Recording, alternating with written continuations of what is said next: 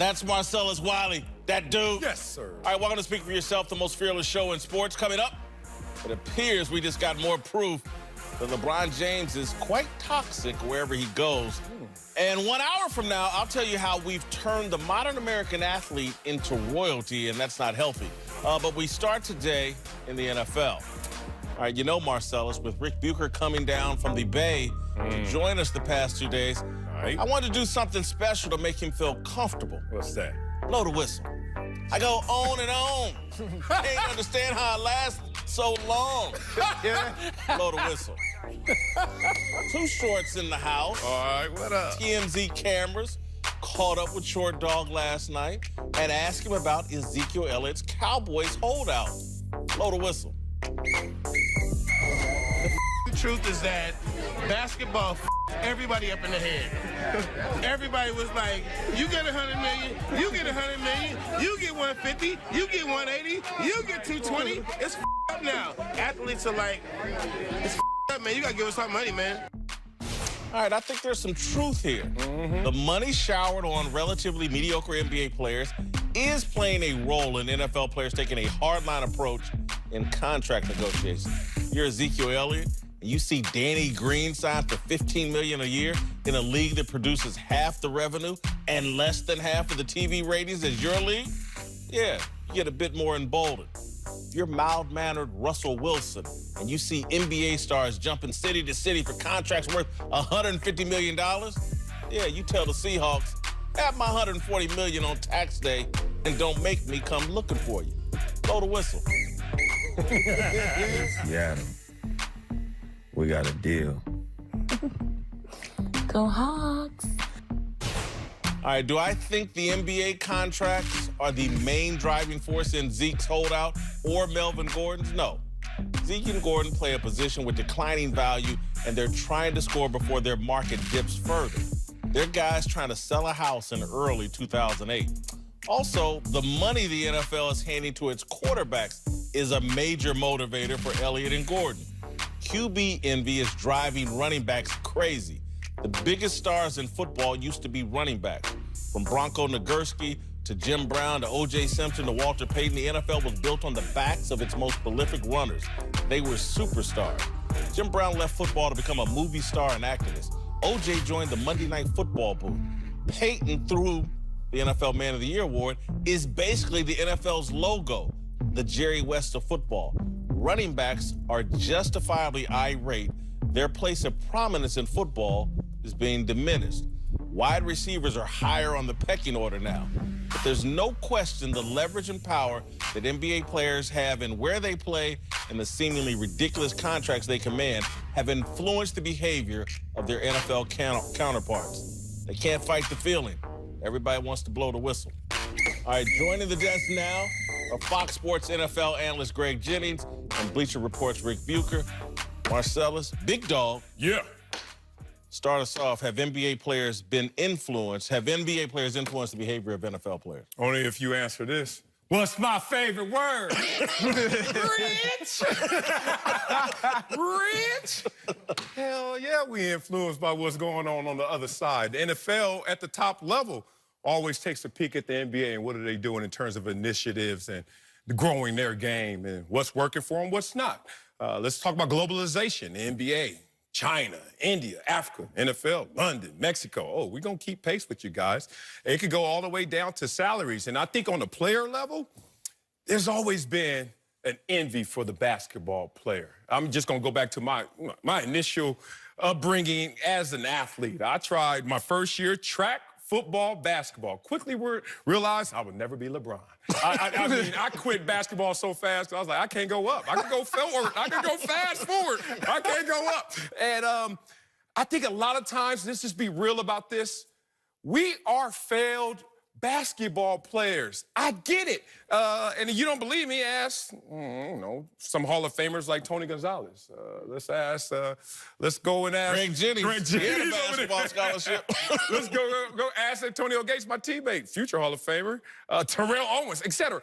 So Julius Peppers. Hello. So many guys be like, damn it, I can't make the NBA, but I could be the man, one of the greatest in football. That comes at a price. That comes with A rung down the ladder comes at a price, whereas we have, what, 21 players in the NFL who make over 20 million? They have 51. Their game is half as big as ours, but there are fewer of them. And it's, I think, a more specialized craft in terms of athleticism, and it's being demonstrated. I think the numbers reflect that. Yeah. I believe that they're taking a cue from NBA players, but I would say in the nuts and bolts, it has more to do with being more conscious of what their value is and how that's determined in negotiations and being directly involved in that. We see Richard Sherman essentially representing himself, applauding Bobby Wagner for doing the same thing. Ray Allen was the one who first started that.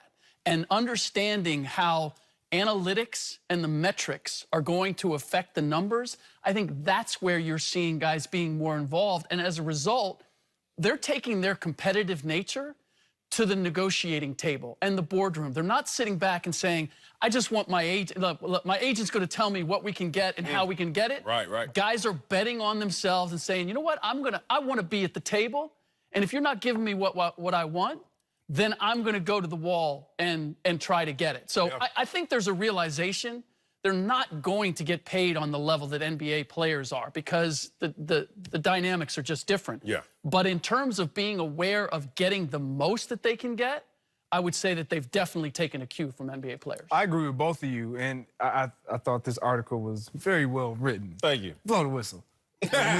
No, but there we go.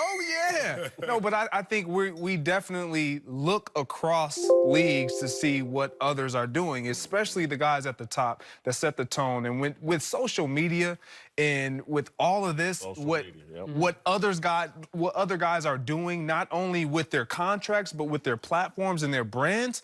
Yes, it's a huge influence. I mean, in corporate, as you mentioned, across the board, everyone's always peeking to see what their competitor or what their counterparts are doing to see how can I match up, how can I compare, where can I fit in and get mine at? And it's no different when it comes to athletes. For a moment this morning when I was thinking about this issue, I kept thinking, you know what? I think it's really unfair for athletes to have their salaries publicized the way that they are. Yeah, I think it's... I always loved that. No, I hated it. Why? Okay, I'm listening to the other side. I always loved it. I don't give a damn how much I make. You ain't getting none of it. Who cares what you know? Like, what does that mean? How does it affect me? Like, I loved it because it just eliminated a false conversation. I hate in the media, hey, man, how much is Whitlock making? I don't know. I should know, because you know what? I work with Whitlock. It's just that simple. I don't care. I actually do know, but you know, I'm just saying. The flip side of that is, though, that now you're being measured based on what you're making compared to everybody else, and that's not necessarily a fair measurement. We talked about this yesterday in terms of timing has a lot to do with how you're going to get paid. To that end, I believe that what we're seeing right now has a lot more to do with DeMarco Murray than it has to do with any NBA player. You look at his, I mean, by and large, we're looking at running backs are the ones that are holding out. Melvin Gordon, Ezekiel Elliott, Le'Veon Bell. DeMarco Murray, during his time with the Dallas Cowboys, made $3.65 million in 4 seasons. He gave them 29 TDs. He averaged almost 5 yards a carry. If I'm a running back and I'm looking at that, he then went to Philadelphia and fell off. He's out of the league right now. He had what the numbers that he put up as a running back says he should have made a hell of a lot more than he ultimately made. And I believe that's what's driving this right now is they're saying, I got to get mine as soon as I show that I can cut it because they're not going to pay me for what I did. It's what I'm going to do. This leads to my point because, again, this morning I was like, man, I think it's just unfair that all the business is out there. But having all that business out there makes you make a more informed, better decision. And you can look across, and again, I think NFL players, if they really, and again, you can credit NBA players, but what they're really looking at is like, man, this CBA we signed with these rookie deals for 5 years and 4 years. Ridiculous. This is costing us all kinds of money. And for running backs, it's killing them. Because we get you for 4 or 5 years, and then we run you out of here. In your golden years when you're supposed to make the most money for a running back is early on. Yes, I remember Troy Vincent, who at the time was with on the NFLPA side, coming into our meeting room and talking to our team saying, guys, look, listen, let these young guys set the bar. Let these young guys set the table. Don't jump over it. And when you're up, you will jump up. But guys, at that point in time, Jealous. yes, it's envy, it's jealous, it's pride. It's like, no, I don't want this young guy making more than me, and he hasn't proven anything. But when you look at the grand scheme of things, even in the NBA, their system is set up one way, but when those guys are ready to get paid, they get paid, and it's everybody getting paid. Well, the great NBA players have longer careers, and it's like a quarterback. Quarterbacks aren't getting killed by this because now they can play 20 years damn near. Right. And so you're going to eventually get your money. But the average running back, a great one, has 8 years. Probably. And they're devalued coming into the draft. Yes. And so these 4- and 5-year deals that they're forced to enter into as a rookie is killing them. Again, that's another thing that's influencing them. The information is actually a good thing. Yes. And even the information about NBAs, because I do think it gives these athletes a confidence. Like, you know what? This is our time. We can stand up to these guys. And it's like Melvin Gordon is right now talking about demanding a trade. He's trying to go the Kevin Durant, or I mean the Anthony Davis route. Yeah, I mean, if you look at it, I think the real layer is ego-driven. Even though that has a negative connotation, I think it's a positive. You said the information. You look across leagues, and you look at a Jamal Murray, who was a baller, but is not an all-star, and he just got $170 million non-all-star in that league. That's half of ours. Meanwhile, I could be Aaron Donald, the best player in our game, or I could be Melvin Gordon, one of the top 10 running backs, top 5 running backs. I could be Aaron Rodgers, whoever it is. You know how great I have to be just to be a non-all-star in the other league that's half of ours? That math doesn't add up. We know the penalties don't add up. In NFL, it's non-guaranteed. Tomorrow, you don't play well, get out of here. And the rewards don't add up. And then you see guys like this who benefit from their system, and you look at our ecosystem financially and say, what the hell happened? All right, coming up, the Cowboys still haven't paid any of their big stars. We'll tell you if they just revealed that they have the wrong mindset about this situation. Nerds! And don't forget to check us out on the Fox Sports Channel on Sirius XM. You gonna clear that sample now?